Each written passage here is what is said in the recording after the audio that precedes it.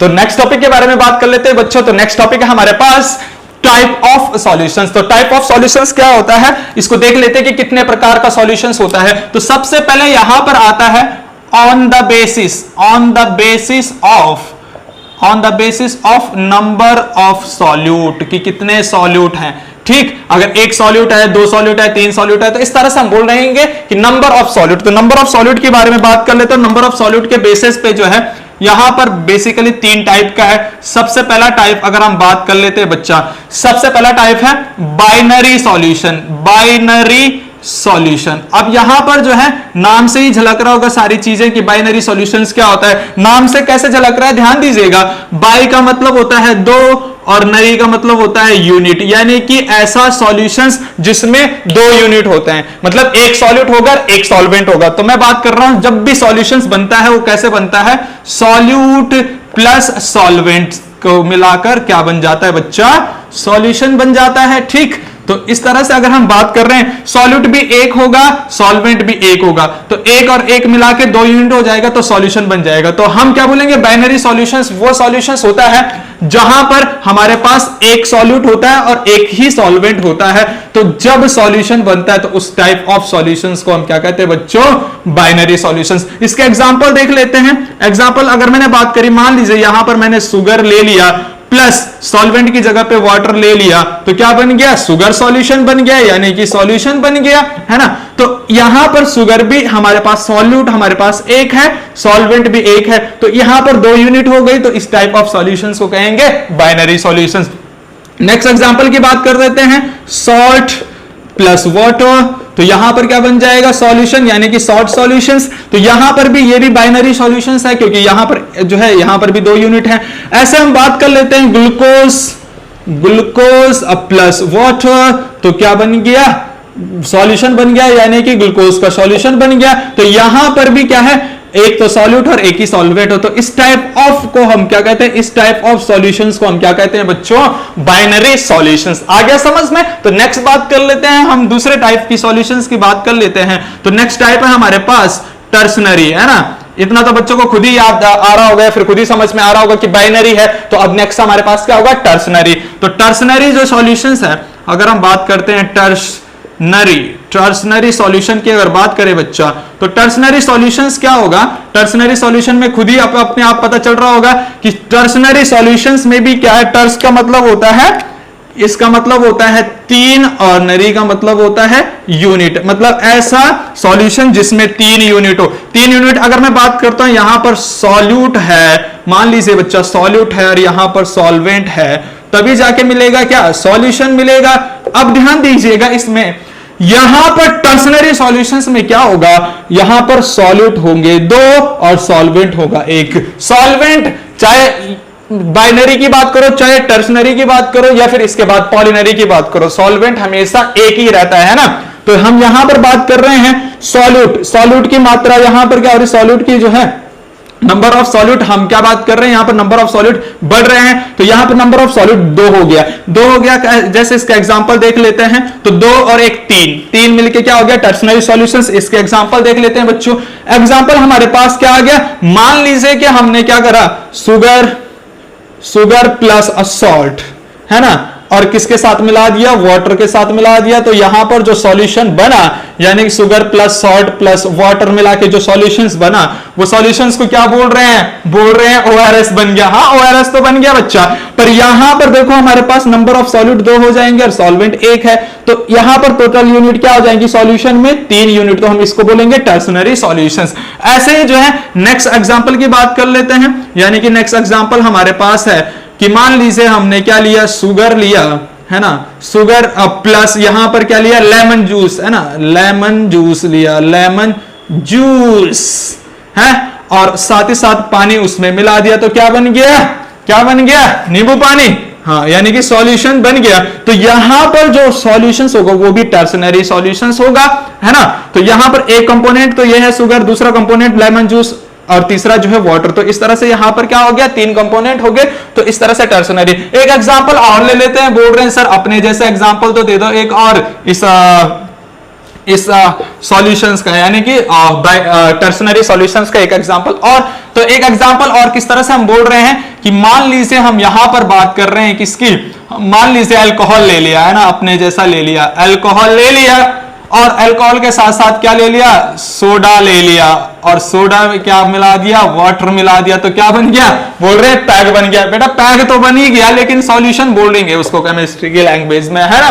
तो इस तरह से यहां पर अल्कोहल और सोडा दो कंपोनेंट तो ये हो गए, यानी कि सॉलिड दो हो गए, और वाटर क्या हो गया, यानी सॉल्वेंट हो गया। इस तरह से यहां पर जो सॉल्यूशन बना वो भी क्या हो जाएगा, tertiary solutions. Last type of solutions हम यहां पर पढ़ रहे हैं, लास्ट टाइप ऑफ सॉल्यूशंस है पॉलिनरी सॉल्यूशंस। ठीक है, ध्यान दीजिएगा, पॉलिनरी सॉल्यूशंस, पॉलिनरी सॉल्यूशन।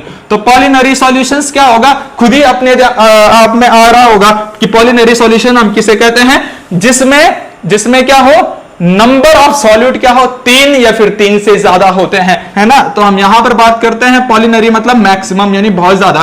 तो हम यहां पर बोलेंगे जैसे यहां पर सॉल्यूट है बच्चा और सॉल्वेंट है बच्चा, तो यहां पर क्या बन रहा है बच्चा, सॉल्यूशन बन रहा है। ठीक, तो अब हम बात कर रहे हैं, मान लीजिए यहां पर सॉल्यूट हमने क्या लिया, अरे क्या लिया, मान लीजिए शुगर ले लिया, है ना, शुगर ले लिया, प्लस मिल्क ले लिया, दूध, मिल्क ले लिया, बोल रहे कहां से लिया, अरे गाय से लिया, दुकान से लिया, मिल्क लिया, है ना।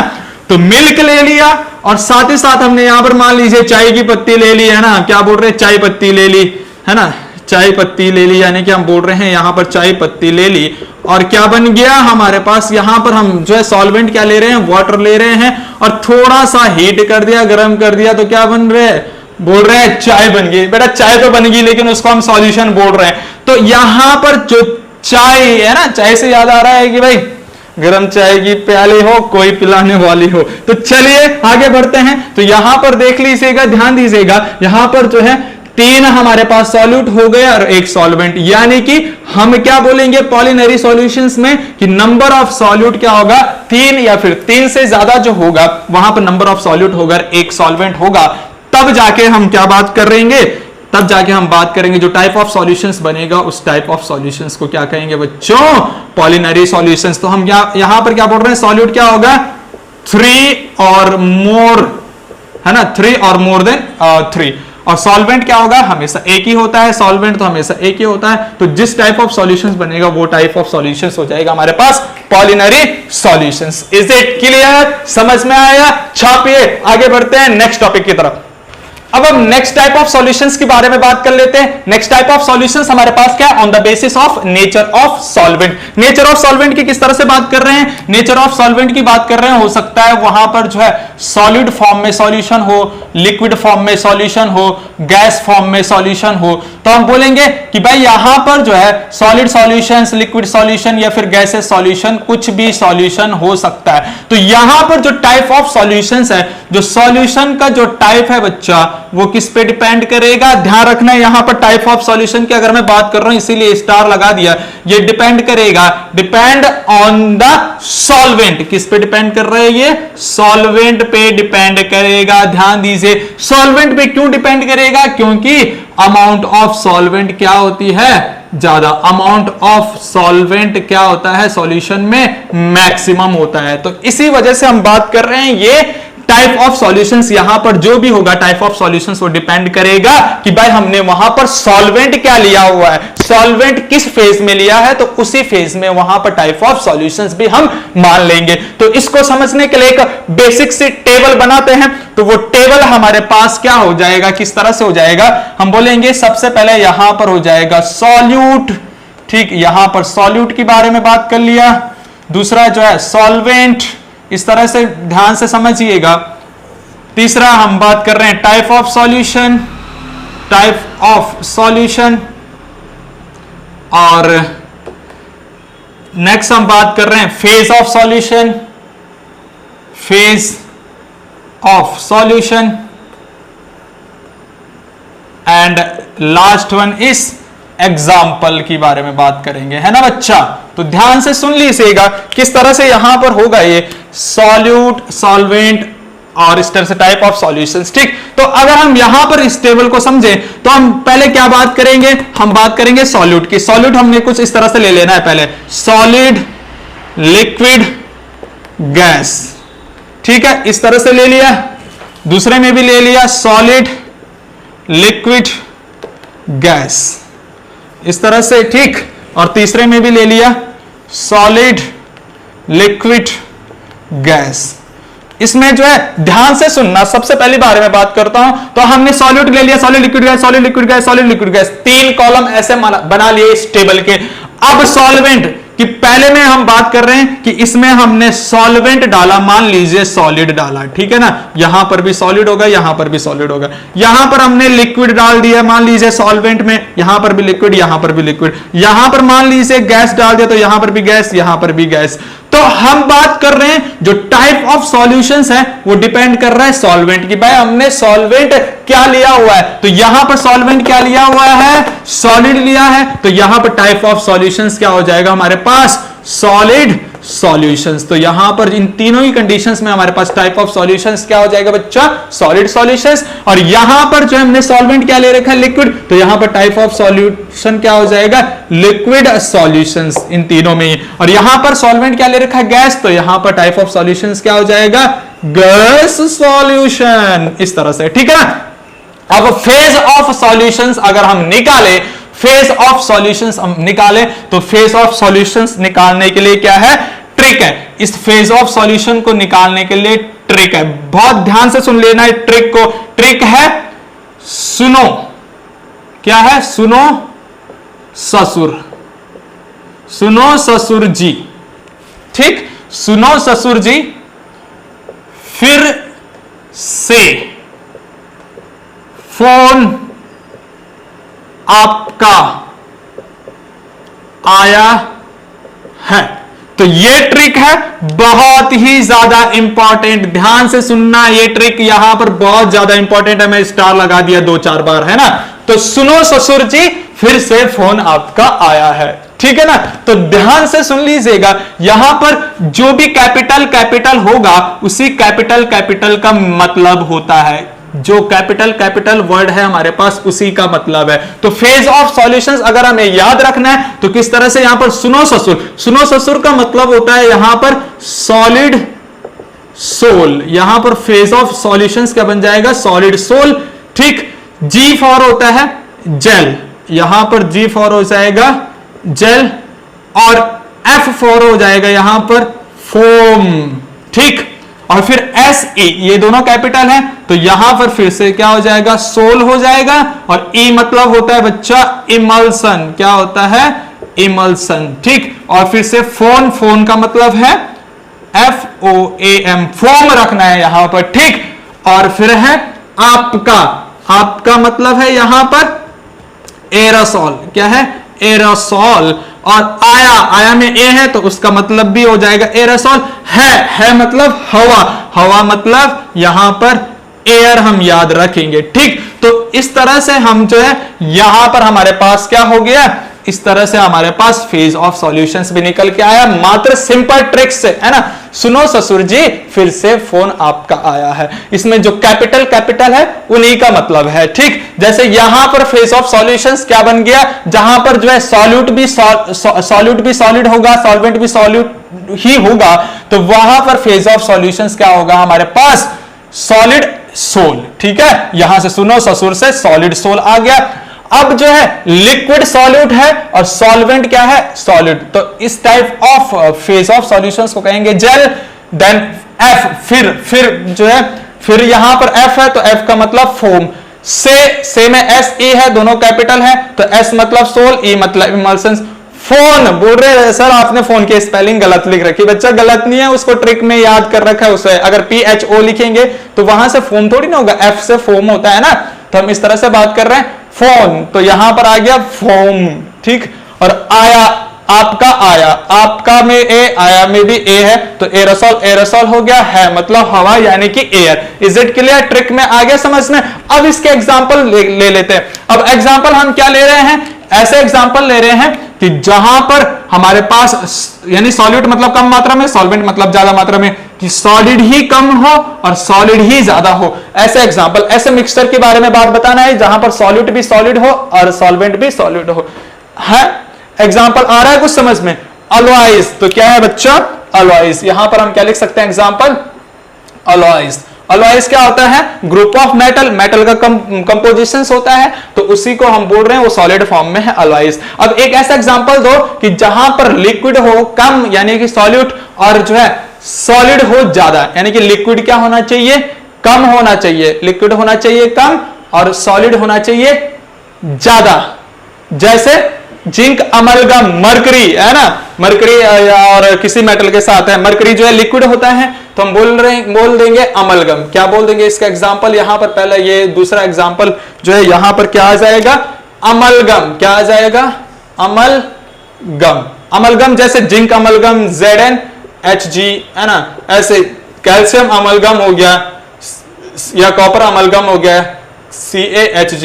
तो Hg क्या है? मरकरी तो है लिक्विड फॉर्म में होता है और दूसरा मेटल क्या होता है? सॉलिड फॉर्म में। ठीक, तो यहां पर जो है हमारे पास अमलगम आ गया। अब ऐसा एग्जांपल देना जहां पर गैस हो कम और सॉलिड हो ज्यादा, यानी कि गैस कम होनी चाहिए और सॉलिड क्या होनी चाहिए? ज्यादा होनी चाहिए। तो हम जो इलेक्ट्रोकेमिस्ट्री में पढ़ते हैं hydrogen gas on platinum electrode, हाँ, तो यहां पर उसका एग्जांपल क्या हो जाएगा? Hydrogen gas H2 gas on platinum electrode. तो इस तरह से हो गया यहां पर प्लेटिनम इलेक्ट्रोड। अब ऐसा एग्जांपल देना है, इस तीनों के एग्जांपल हमने कर लिए। अब ऐसा एग्जांपल देना है जहां पर सॉल्यूट हो सॉलिड और लिक्विड हो सॉल्वेंट। ठीक, तो यानी कि सॉलिड कम होना चाहिए, लिक्विड ज्यादा होना चाहिए। तो बहुत आसान है यार, चीनी मिला दो पानी में, तो यहां पर एग्जांपल हो गया शुगर सॉल्यूशन, सॉल्ट सॉल्यूशन, है ना, जो भी हमने पढ़ा था, शुगर सॉल्यूशन, सॉल्ट सॉल्यूशन, इस तरह से। अब हमने इस तरह से देना है यहां पर कि लिक्विड हो कम और लिक्विड हो ज्यादा, बोल रहे अपना पैग बना दो, है ना। तो यहां पर जैसे अल्कोहल इन वाटर, हमने क्या बोला? अल्कोहल इन वाटर, तो यहां पर बन गया पैग, है ना। और ऐसे एग्जांपल देना है जहां पर गैस हो कम, लिक्विड हो ज्यादा। क्या हो? गैस तो कम होनी चाहिए और लिक्विड क्या होना चाहिए? ज्यादा। जैसे परफ्यूम वगैरह की बात कर लेते हैं, है ना, कि भाई यहां पर लिक्विड ज्यादा है और गैस कम है, इस तरह से परफ्यूम वगैरह आते हैं ना, परफ्यूम्स वगैरह आ गया। ठीक, इतने एग्जांपल हमने कर लिए। अब हम तीसरे में चलते हैं, तीसरे कॉलम में। तो तीसरे कॉलम में यहां पर क्या दे रखा है? सॉलिड यानी सॉल्यूट, सॉलिड कम होना चाहिए और गैस ज्यादा होना चाहिए। जैसे हम बात करें डस्ट पार्टिकल्स, तो डस्ट पार्टिकल्स में क्या होता है? गैस ज्यादा होता है, डस्ट में गैस ज्यादा होती है और जो है वो डस्ट के पार्टिकल्स जो है पार्टिकल्स कम होते हैं। तो हम बात कर लेंगे यहां पर इसके एग्जाम्पल की, डस्ट। ठीक बच्चा, यहां पर एग्जांपल डस्ट हो गया। ऐसे अब हमने एग्जांपल लेना है कि लिक्विड होना चाहिए कम और गैस होना चाहिए ज्यादा। इसका एग्जांपल क्या है? ह्यूमिडिटी, है ना, है ना। ह्यूमिडिटी मतलब ह्यूमिडिटी, यहां पर हो गया ह्यूमिडिटी। ठीक, और नेक्स्ट एग्जांपल हमने देना है गैस होना चाहिए कम और गैस ही होना चाहिए ज्यादा। तो इसका क्या है? एनवायरमेंटल एयर, है ना। जैसे एयर है तो यहां पर हम लिख लेंगे इसका example environmental air, environmental air. तो ये अपने आप में ये टेबल बहुत ज्यादा इंपॉर्टेंट है। यहां पर फेज ऑफ सॉल्यूशन पूछा गया है। पिछले ईयर के अगर हम क्वेश्चन देख ले, पिछले साल के क्वेश्चन देख ले, या फिर जेईई मेंस नीट की बात कर ले, तो यहां पर फेज ऑफ सॉल्यूशन पूछा जाता है। वो बोलता है कि उस फेज ऑफ सॉल्यूशंस का नाम बताइए जहां पर गैस क्या बिहेव कर रहा है, सॉल्यूट, और जो है सॉलिड क्या बिहेव कर रहा है, सॉल्वेंट। तो हम क्या बोलेंगे? फोम। या फिर ऐसे बोल दिया उसने कि मान लीजिए लिक्विड बिहेव कर रहा है एज अ सॉल्यूट और सॉलिड बिहेव कर रहा है एज अ सॉल्वेंट, तो बताइए उस फेज का नाम, तो वो जेल। ऐसे ही बोल दिया उसने कि लिक्विड बिहेव कर रहा है एज अ सॉल्यूट और लिक्विड ही बिहेव कर रहा है एज अ सॉल्वेंट, तो ऐसे टाइप, ऐसे फेज ऑफ सॉल्यूशन को बताइए, तो वो हो जाएगा हमारे पास, क्या हो जाएगा? इमल्शंस। तो इस तरह से क्वेश्चंस यहां से निकल के आते हैं, साथ साथ उनके एग्जांपल भी पूछ लिया जाता है। तो इस तरह से यहां पर इस टेबल से जो है क्वेश्चंस निकल के आते हैं। बहुत इंपॉर्टेंट है ये टेबल, आए समझ में, छाप लीजिए। नेक्स्ट टाइप ऑफ सॉल्यूशंस की तरफ बढ़ते हैं। नेक्स्ट टाइप ऑफ सॉल्यूशन है बच्चा हमारे pass on the basis of concentration. तो कंसंट्रेशन के बेसिस पे देख लेते हैं, पर पहले समझ लेते हैं कंसंट्रेशन के बेसिस पे किस तरह से बात हम करेंगे। कंसंट्रेशन का मतलब होगा कि जहां पर सॉल्यूट पार्टिकल्स की मात्रा ज्यादा होगी, जहां पर अमाउंट ऑफ सॉल्यूट पार्टिकल्स ज्यादा होती है, तो हम बात करेंगे कंसंट्रेशन की। तो हम यहां पर बात करेंगे डिपेंड्स अपॉन अमाउंट, या फिर हम सिंपल बात कर लेते हैं नंबर ऑफ सॉल्यूट पार्टिकल्स। यहां पर सॉलिड पार्टिकल्स के बारे में बात कर रहे थे, पिछले वाले में हम बात कर रहे थे, जो फर्स्ट वाला पढ़ा वहां पर हम बात कर रहे थे नंबर ऑफ सॉल्यूट, यानी कि सॉल्यूट कितने थे, एक है दो है, पर यहां पर हम बात कर रहे हैं सॉल्यूट के पार्टिकल्स के बारे में, है ना। जहां पर पार्टिकल्स ज्यादा होंगे वहां पर हाई कंसेंट्रेशन हो जाएगा, और जहां पर पार्टिकल्स कम होंगे वहां पर लो कंसेंट्रेशन हो जाएगा। Is it clear? तो हम बात कर रहे हैं कि यहां पर कंसेंट्रेशन किस पे डिपेंड कर रहा है, कंसेंट्रेशन डिपेंड कर रहा है नंबर ऑफ सॉल्यूट पार्टिकल्स पे। तो चलिए आगे देख लेते हैं on the basis of concentration. तो कंसेंट्रेशन के बेसिस पे भी यहां पर जो है तीन टाइप का सॉल्यूशन हमारे पास निकल के आता है। तो तीन टाइप का सॉल्यूशंस कौन सा है? वो सबसे पहला हमारे पास यहां पर सबसे पहला हमारे पास आ जाता है हाइपरटोनिक सॉल्यूशंस। Hypertonic solution. अब यह हाइपरटोनिक सॉल्यूशन क्या होता है? हाइपर का मतलब होता है हाई कंसेंट्रेशंस। तो समझ लेते हैं यहां पर इसको, हाइपरटोनिक का मतलब समझ लेते हैं कि मान लीजिए हमारे पास इस तरह से यहां पर क्या है बच्चा, कोई सॉल्यूशंस है। यहां पर हम बात कर रहे हैं एक सॉल्यूशन यार, यहां पर मान लीजिए हमने क्या लगा दिया, सेमी परमेबल मेम्ब्रेन लगा दी, तो ये टाइप ऑफ सॉल्यूशंस ए वाला बन गया, ये बी वाला बन गया, ठीक है। तो यहां पर हम क्या बात कर रहे हैं, यहां पर सॉल्वेंट है, मान लीजिए ये सॉल्वेंट हमने यहां पर डाल रखा है, ये सॉल्वेंट है, ठीक। और साथ ही साथ यहां पर हम क्या डाल रहे हैं, सॉल्यूट पार्टिकल डाल रहे हैं। तो मान लीजिए यहां पर हमने सॉल्यूट पार्टिकल्स बस इतना डाला, यानी 1 चम्मच चीनी डाला, और यहां पर हमने डाल दिया 2 चम्मच चीनी। तो ज्यादा मीठा कौन होगा? जहां पर 2 चम्मच चीनी पड़ी, इसका मतलब यहां पर जो है ज्यादा मीठा हो गया, तो ये हो गया हाई कंसंट्रेशन वाला सॉल्यूशन, हाई कंसंट्रेशन, और ये हो गया low concentration.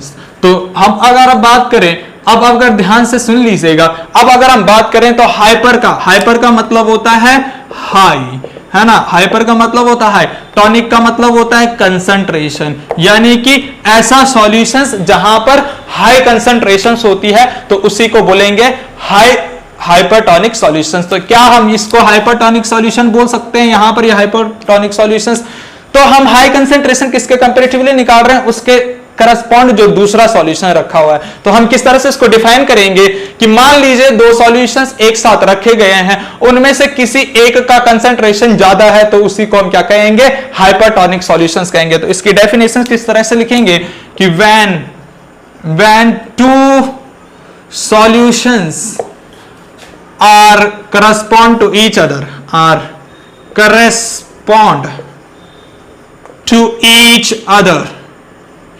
each other, one of the concentrations is high, called hypertonic solutions। क्या कहेंगे बच्चा उसे? हाइपरटोनिक सॉल्यूशन, उसी को हम क्या कहेंगे, hypertonic solution. Is it clear? जैसे हमने यहां पर बोल दिया बी वाला क्या है, हाइपरटोनिक सॉल्यूशन है।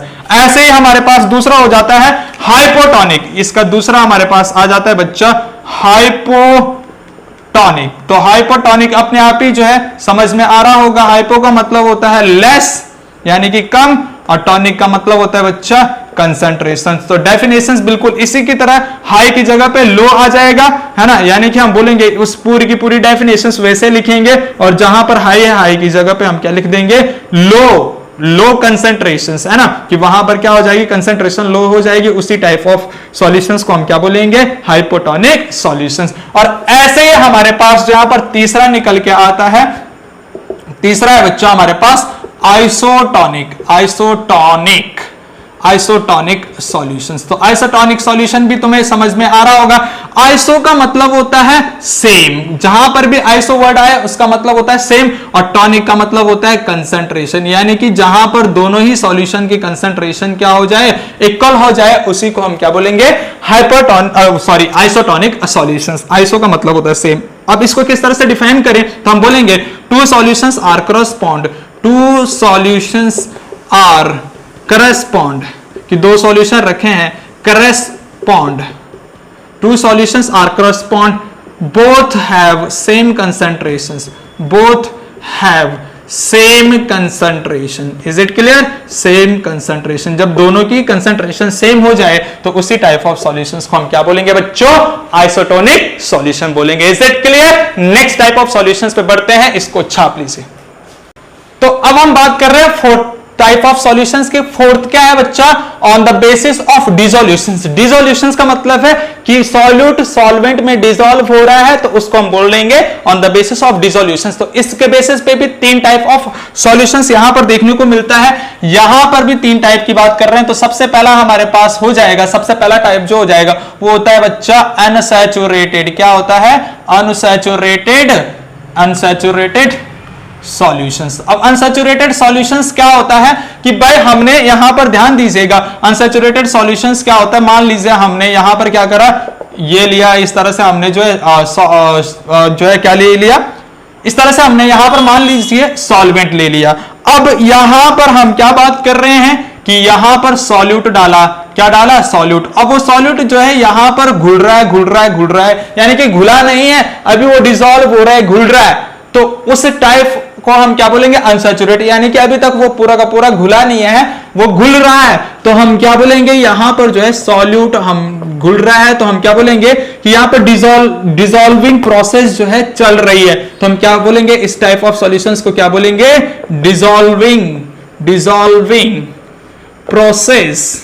क्या लिख सकते हैं? डिसॉल्विंग प्रोसेस गोइंग ऑन, कि भाई यहां पर जो है डिसोल्यूशन प्रोसेस चल रही है ना, डिसॉल्विंग प्रोसेस चल रही है, अभी डिसॉल्व नहीं हुआ है, तो उसको हम बोलेंगे अनसैचुरेटेड सॉल्यूशंस। दूसरा हमारे पास निकल के आता है यहां पर सैचुरेटेड सॉल्यूशंस। सैचुरेटेड का तो ध्यान ही समझ में अपने आप ही आ रहा होगा कि एक सैचुरेशन पॉइंट आ गया है ना, इस तरह से तुमने सुना होगा।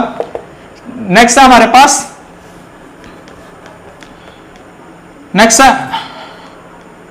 नेक्स्ट है हमारे पास सैचुरेटेड सॉल्यूशंस। तो सैचुरेटेड अपने आप ही जो है दिमाग में आ रहा होगा, सुना होगा कि सैचुरेशन पॉइंट आ गया। सैचुरेशन पॉइंट का मतलब है कि हम यहां पर मान रहे हैं बच्चा कि ये हमारे पास क्या है? सॉल्वेंट है। यहां पर सॉल्वेंट है और यहां पर हमने जो है सॉल्यूट बाहर से डाला, सॉल्यूट डाल दिया। अब वो सॉल्यूट जो है कंप्लीटली डिसॉल्व यहां पर हो गया है, अब वो फर्दर डिसॉल्व नहीं हो रहा है। यानी कि अगर हम बात करें, पानी लिया, उसमें चीनी मिलाया, तो एक तरह तक घोला घोला घोला, जब तक तो घुल रहा है तो तब तक वो अनसैचुरेटेड सॉल्यूशंस है।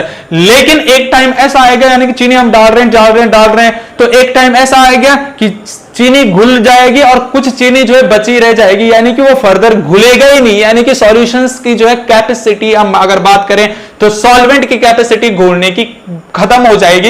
यानी कि अगर हम चीनी डाल रहे हैं, घोल रहे हैं, तो एक पॉइंट ऐसा आएगा जहां पर वो चीनी नहीं घुलेगी, तो उस पॉइंट को हम बोलते हैं सैचुरेशन पॉइंट। तो उसी टाइप ऑफ सॉल्यूशंस को हम क्या बोलते हैं? Saturated solutions. तो हम क्या बोलेंगे कि यहां पर कंप्लीटली डिसॉल्व हो गई और फर्दर जो है नहीं डिसॉल्व हो रही है सॉल्यूट, है ना। तो हम बोल रहे हैं कंप्लीटली डिसॉल्व, एंड यानी कि सॉल्यूट सिंपल क्या लिख देंगे? Solute cannot dissolve further, solute can not dissolve further, कि अब जो है सॉल्यूट फर्दर डिसॉल्व नहीं हो रहा है, तो इसको हम क्या बोल देंगे? सैचुरेटेड, यानी एक सैचुरेशन पॉइंट निकल के आ गया। अब तीसरा है हमारे पास सुपर सैचुरेटेड। तीसरा है हमारे पास सुपर सैचुरेटेड। तो सुपर सैचुरेटेड किस तरह से होता है? ध्यान दीजिए, सुपर सैचुरेटेड, इस सुपर सैचुरेटेड सॉल्यूशंस को हम मेटास्टेबिलिस भी बोलते हैं, ध्यान देना, मेटास्टेबिलिस।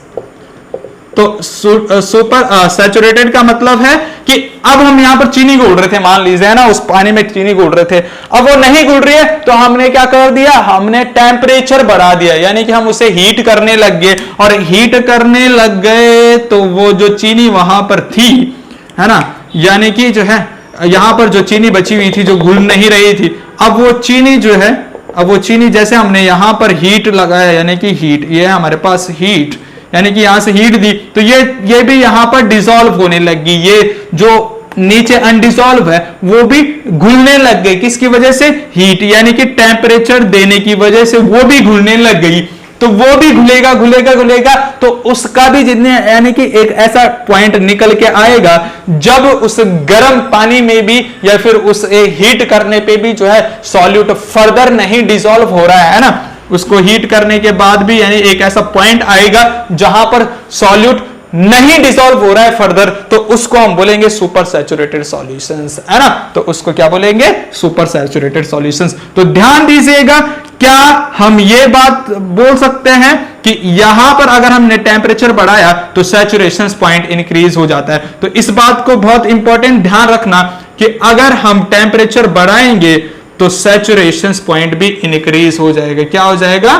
सैचुरेशन पॉइंट, किसी भी सॉल्वेंट का सैचुरेशन पॉइंट इंक्रीज होगा। इस बात को बहुत इंपॉर्टेंटली ध्यान रखना, क्योंकि ये नीट और जेईई मेंस कॉम्पिटिटिव एग्जाम या फिर बोर्ड एग्जाम पे भी जो है बहुत इंपॉर्टेंट निकल के आ जाती है कि अगर हम किसी भी सॉल्वेंट का टेम्परेचर बढ़ाते हैं तो उसके सैचुरेशन पॉइंट में क्या फर्क पड़ता है, क्या इफेक्ट पड़ता है। तो अगर हम टेम्परेचर बढ़ाएंगे तो वहां पर सैचुरेशन पॉइंट उस सॉल्वेंट का भी इंक्रीज हो जाएगा, यानी कि और ज्यादा उसमें घुलने लग जाएगी चीजें, जैसे यहां से यहां चल रहे थे। Is it clear? लास्ट अगर पांचवा टाइप ऑफ सॉल्यूशंस अगर हम बात करें तो पांचवा जो होता है, पांचवा होता है on the basis of rods law. On the basis, जो उसको हम आगे पढ़ेंगे रॉड्स लॉ को, on the basis of rods law. तो रॉड्स लॉ के बेसिस हम आगे पढ़ेंगे। वैसे यहां पर रॉड्स लॉ के बेसिस पे भी दो टाइप के सॉल्यूशंस होते हैं। एक होता है आइडियल सॉल्यूशंस, यहां पर होता है एक आइडियल सॉल्यूशंस, और दूसरा होता है बच्चा non ideal solutions. Non ideal solutions. अब आइडियल, रॉड्स ने आइडियल किसको बोला? रॉड्स ने आइडियल उसको बोला जो रॉड्स लॉ को ओबे कर रहा है, हर एक कंसेंट्रेशन पे, हर एक टेम्परेचर पे जो रॉड्स लॉ को फॉलो करता है, रॉड्स लॉ को ओबे करता है, उसी को हम आइडियल सॉल्यूशंस बोलेंगे। यानी कि हम सिंपल यहां पर क्या लिखेंगे? Obey Raoult's law, obey Raoult's law, Raoult's law in each concentrations and every temperature, हर किसी कंसेंट्रेशन, हर किसी टेम्परेचर पे जो रॉड्स लॉ को फॉलो कर रहा है, ओबे कर रहा है, उसी को हम क्या बोल रहे हैं? Ideal solutions. और जो हर किसी कंसेंट्रेशन टेम्परेचर पे जो है रॉड्स लॉ को फॉलो नहीं करता, उसको हम कहेंगे नॉन आइडियल सॉल्यूशंस। यानी कि not obey Raoult's law, rods law in each concentrations and every temperature, जो हर किसी टेम्परेचर पे, हर किसी कंसेंट्रेशन पे रॉड्स लॉ को ओबे नहीं करता, तो उसी टाइप ऑफ सॉल्यूशंस को हम कहते हैं नॉन आइडियल सॉल्यूशंस। तो इज इट क्लियर? आगे समझ में? तो ये 5 के 5 टाइप ऑफ सॉल्यूशंस हमारे पास होते हैं जो हमने अच्छे से पढ़ लिया। अब नेक्स्ट लेक्चर में हम कंसंट्रेशन टर्म्स के बारे में बात करेंगे। इतना समझ में आया? जो पॉइंट समझ में नहीं आया होगा बेटा, वैसे तो पूरा समझ में आया होगा, पर फिर भी जो है जो समझ में नहीं आया होगा कमेंट सेक्शंस में जरूर पूछना। ये नोट्स ऐसे हैं जैसे कोटा के, यहां पर लिखा भी है नोट्स ऐसे कोटा जैसे, तो बहुत इंपॉर्टेंट नोट्स है, सिलेक्टिव नोट्स है बेटा, जिससे हमारा सिलेक्शन होना पक्का है, निश्चित है। तो चलिए छापिएगा, फिर आगे बढ़ते हैं।